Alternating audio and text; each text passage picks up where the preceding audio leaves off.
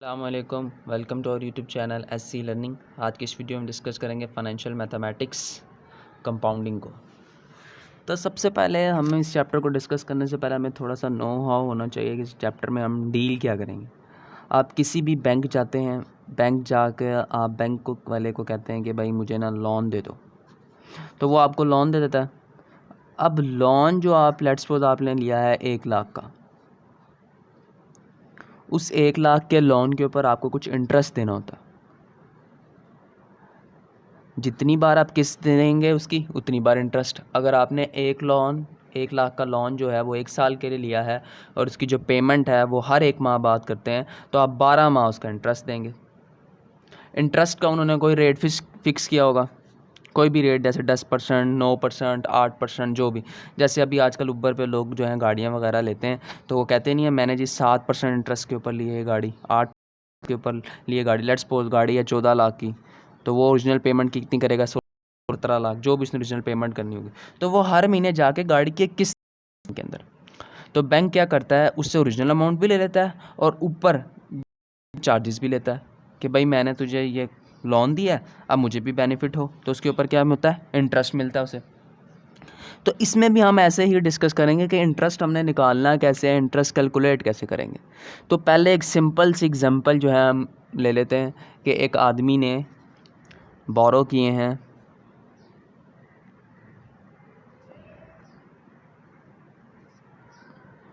10,000 रुपये और interest rate क्या है 10%।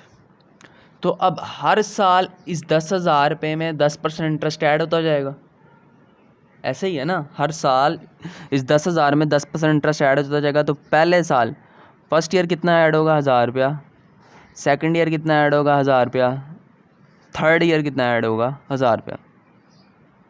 तो टोटल 3 सालों बाद इसमें इंटरेस्ट कितना ऐड होगा, 3,000। तो ये वैल्यू कितनी हो जाएगी, 13,000। अब इसको कैलकुलेट करने के लिए हमारे पास एक फार्मूला भी होता है। ये तो छोटी सी वैल्यू थी, आराम से सिंपल से जो हमने कैलकुलेट कर ली। कभी कभी क्या होता है, हमारे पास जो है लेंथी वैल्यूज आ जाती है, तो उनको हम फार्मूले से डील करते हैं। ये जो 13,000 हमने वैल्यू निकाली है, ये हम उस फार्मूले से 1 मिनट में निकाल लेंगे, ठीक है। उस फार्मूले को डिस्कस करते हैं। S is equal to P into 1 plus RN, ये हमारे पास फार्मूला होता है। P क्या है हमारे पास, P होती है हमारे पास प्रिंसिपल वैल्यू। P क्या है, प्रिंसिपल वैल्यू कह लें या प्रेजेंट वैल्यू कह लें, जो अभी की वैल्यू है। जैसे उस क्वेश्चन में 1,000 रुपया क्या थी, अभी की वैल्यू थी। 1 है। R क्या हमारे पास, R हमारे पास पीरियड है इंटरेस्ट रेट का, कि भाई हमने कितने माह इंटरेस्ट देना है, वो हमारे पास R है। N हमारे पास क्या है, N हमारे पास है कि कितना ड्यूरेशन है। S क्या है कि सम है, जो लास्ट में हमारे पास जो है वैल्यू का सम आता है, वो हमारे पास S है। P क्या है, प्रेजेंट वैल्यू है।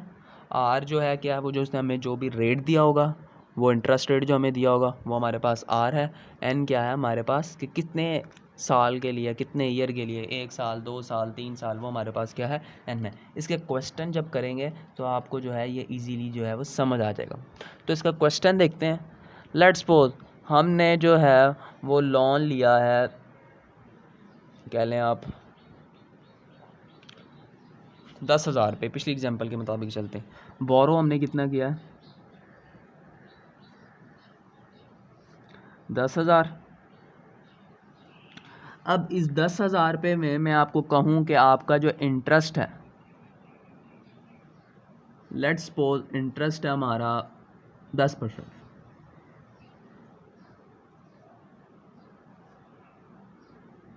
मैं आपको कहूँ कि आप मुझे 5 साल बाद इसकी वो बताएं, सम बताएं कि 5 साल बाद मुझे कितनी पैसे जो हैं वो पे करने हैं।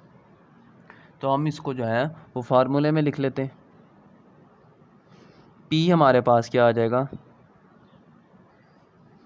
प्रेजेंट वैल्यू 1 प्लस R क्या है, इंटरेस्ट रेट, वो क्या है 10%, इंटू R इंटू, अब हमारे पास क्या है, N कितना है, कितने साल का फाइंड आउट करना है, 5 साल का।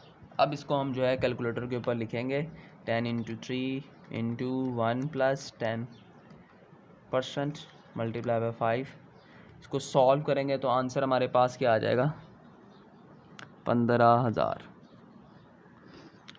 इसको ऐसे करके भी देख लेते हैं कि पहले साल 10,000 रुपये कितना इंटरेस्ट लगेगा 1,000 रुपया, दूसरे साल कितना लगेगा 1,000 रुपया, पहला साल, दूसरे साल, तीसरे साल कितना लगेगा 1,000 रुपया, चौथे साल कितना लगेगा 1,000 रुपया, पाँचवें साल कितना लगेगा 1,000 रुपया। इनका टोटल करेंगे तो क्या आ जाएगा 5,000। इंटरेस्ट को जमा कर लेंगे प्रेजेंट वैल्यू में तो हमारे पास क्या आ जाएगा, यही वैल्यू आ जाएगी सम। तो इस फार्मूले के ज़रिए जो है हम जो है सम निकाल लेते हैं। तो S is equal to P 1 + RN। R को की जगह एन की जगह आप टी भी लिख सकते हैं, यानी कि टाइम। कई बुक्स में आप देखेंगे कि एन की जगह पे क्या लिखा होगा, टी लिखा होगा। S is equal to P + 1 + R T लिखा होगा। टी भी जो है वो टाइम को रिप्रेजेंट करता है, एन भी जो है वो टाइम को रिप्रेजेंट करता है कि कितना टाइम आपने रिक्वायर्ड है, कितना टाइम आपको चाहिए। अब इस क्वेश्चन को थोड़ा सा जो है ट्रिकी कर लेते हैं। ये तो हमने पूरे साल का इंटरेस्ट फाइंड आउट किया ना। कभी कभी क्या होता है कि हमने पूरे साल के लिए लोन लिया नहीं होता, हमने कहा होता है कि जी हमने 8 माह के लिए लोन लेना, 8 माह का इंटरेस्ट देंगे हम। तब हम क्या करेंगे उसको डिस्कस कर लेते हैं। तब हम क्या करेंगे, लेट्स सपोज हमारे पास पी जो है वो उसी तरह 1,000 है, 10,000। रेट हमारे पास वही 10% है। अब अगर मैं आपको कहूँ कि आपने लोन लिया है 8 माह के लिए, अब जो है आप मुझे इसकी कितना सम देना आपने मुझे वो बताओ। तो S is equal to P1 + RT या RN, एक ही बात है। अब प्रेजेंट वैल्यू क्या है मेरे पास 10,000। ये जो रेट दिया हुआ है मुझे रेट साल का दिया होता है, ईयरली रेट ईयरली होता है, ठीक है। तो 1 + रेट क्या है 10%, तो ये तो साल का इंटरेस्ट है। इसको हम डिवाइड बाय 12 कर देंगे और मल्टीप्लाई बाय 8 कर देंगे, तो ये कितने माह का आ जाएगा। तो ये हमारे पास ऑटोमेटिकली 12 माह का इंटरेस्ट आ जाएगा। कैसे, मैंने 12 माह का नहीं, सॉरी 8 माह का इंटरेस्ट आ जाएगा। जब 10% को डिवाइड करेंगे 12 से तो 1 माह का इंटरेस्ट आ जाएगा। इसको जब मल्टीप्लाई करेंगे 8 से तो हमारे पास आ जाएगा इंटरेस्ट 8 माह का इंटरेस्ट आ जाएगा। अब जब 8 माह का इंटरेस्ट आ जाएगा तो हम जब उससे मल्टीप्लाई कर लेंगे तो एग्जैक्टली हमारे पास आंसर नहीं आ जाएगा। अब आप जो हैं 10% डिवाइडेड बाय 12 मल्टीप्लाई बाय 8 करें, जो आंसर आए उसमें 1 ऐड करें, उसको मल्टीप्लाई करें 10,000 से, तो आंसर हमारे पास क्या आ जाएगा 10667। तो एग्जैक्टली हमारे पास वही आंसर नहीं आ गया जो हम रिक्वायर्ड कर रहे थे। या आप इस बात को थोड़ा और सिंपल समझ लें, हमने n की जगह क्या पुट कर दिया, n की जगह हमने पुट कर दिया 8/12। क्योंकि साल में 12 माह होते हैं, तो अगर हम यहाँ 1 लिखेंगे तो उसका मतलब क्या है 12 माह। अब 12 माह में से हमें 8 माह चाहिए, उसकी जगह हम क्या लिखेंगे 8/12। तो मैंने लिख दिया n की जगह पे 8/12, तो यहाँ पे मेरे पास आ गया। इसको समझने का एक तरीका ये भी है हमारे पास। तो इस तरह अगर आपको जो है पर मंथ की जगह आपको कहते हैं जी आपने पर मंथ नहीं, आपने जो है ईयरली निकालना है, तो जैसे अभी हमने पीछे किया वैसे हम ईयरली निकाल लेंगे। और अगर हमें कहते हैं कि नहीं जी आपने पर मंथ निकालना है, तो हम ये फार्मूला यूज़ करते हुए क्या करेंगे पर मंथ निकाल लेंगे। अब थोड़ा सा इसके और प्रैक्टिस क्वेश्चन करते हैं। अ पर्सन बोरो लाख रुपए आदमी ने बोरो किया, यानी कि प्रेजेंट वैल्यू क्या है ये है हमारे पास, और टाइम क्या है एन क्या है हमारे पास 4 साल। अब वो हमें इंटरेस्ट रेट क्या दे रहा है, रेट दे रहा है हमें 7%। हमें कह रहा है कि आप बताओ कि इस आदमी ने कितने पैसे देने। तो हमें एस फाइंड आउट करना है सम। तो S is equal to P1 + RN। तो P की जगह हम क्या लिख लेंगे लाख, 1 + R की जगह हम क्या लिख लेंगे रेट, इनटू टाइम क्या हमारे पास 4 साल। इसको मल्टीप्लाई करेंगे 7% मल्टीप्लाई बाय 4, उसमें +1 कर देंगे, उसको मल्टीप्लाई कर देंगे 1 लाख से। हमारे पास आंसर आ जाएगा कि भाई आपने जो है इतने पैसे देने हैं जाकर 4 साल बाद।